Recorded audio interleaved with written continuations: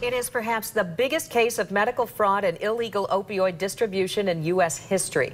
6 doctors are charged with defrauding insurers out of nearly $500 million.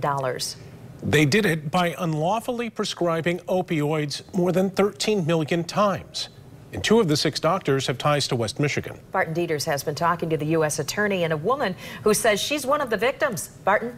Well, Sue and Brian, a Wyoming mother of 2, Jennifer Light, went to a Grand Rapids Township pain clinic hoping to get relief.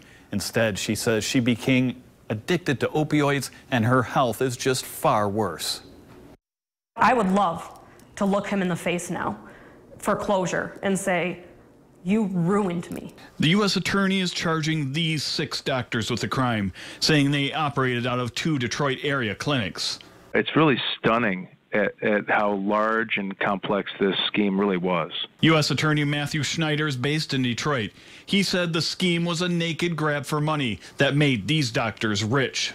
The defendants would keep the patients hooked on opioids. They would prescribe them opioids, then they would become addicted. That way the patients would be coming back to the clinic. From early 2013 until last month, the doctors allegedly prescribed 13.2 million doses of popular opioids, including OxyContin, Percocet, Vicodin, and Dilaudid. They also performed unnecessary medical services like magnetic resonance imaging, unneeded braces, and painful spinal injection on their patients. Prosecutors say the doctors submitted claims of approximately $183 million to Medicare, $273 million to Medicaid, and $9 million to Blue Cross Blue Shield of Michigan. It's really one of the largest cases in the nation. We're talking about over 13 million doses of opioids, about $500 million in healthcare fraud. 2 of the doctors charged, Christopher Russo and Ronald Kuffner, have ties to West Michigan, working for local healthcare providers and pain clinics,